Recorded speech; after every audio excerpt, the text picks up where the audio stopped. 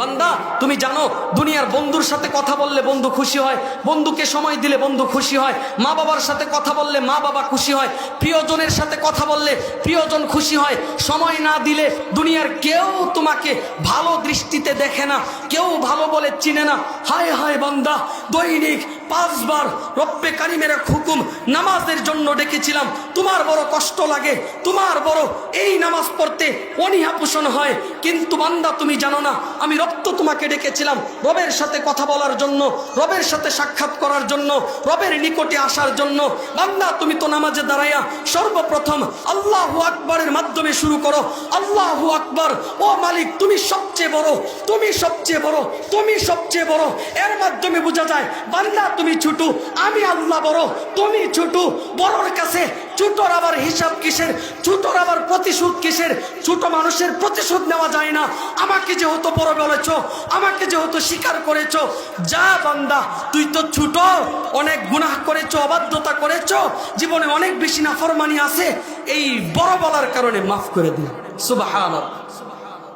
বান্দা নামাজে দাঁড়ায় বলো আলহামদুলিল্লাহি রব্বিল আলামিন। মালিক সমস্ত প্রশংসা তোমার জন্য, সমস্ত প্রশংসা ওই আল্লাহর জন্য যিনি বিশ্বজাহানের প্রতিপালক।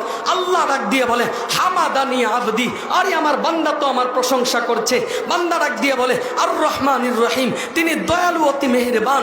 ওই আল্লাহ ডাক দিয়ে বলে আসনা আবদি, আরে আমার বান্দা তো আমার প্রতি মহিমা প্রকাশ করছে। বান্দা বলে ইয়্যাকা না'বুদু ওয়া ইয়্যাকা নাস্তাঈন, মালিক আপনার ইবাদত করি, আপনার কাছেই সাহায্যের হাত বাড়াই।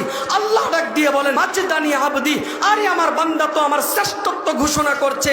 এভাবেই রব্বে কারীম বলেন হাদা বাইনি ওয়া বাইনা আবদি, নামাজের শেষ পর্যন্ত আমার বান্দা আমি রবের সাথে কথা বলে কথা। সুবহানাল্লাহ। আমি রবের বড় ভালো লাগে, আমি মালিকের বড় ভালো লাগে। তুমি বান্দা মসজিদে আসলে আমি রবের বড় খুশি, বড় আনন্দ লাগে। বান্দা তোমার জন্য ফেরেশতাদের সাথে গৌরব করি, তোমার জন্য পবিত্র এই দামি মজমায় আলোচনা করি। এজন্য মেরে ভাই, দিন শেষে যদি ওই রবকে চিনি, ওই রবকে বুঝি, রবের ডাকে সাড়া দিতে পারি, তবেই জীবন সার্থক হবে, তবেই জীবন কামিয়াব হবে। বিদায়।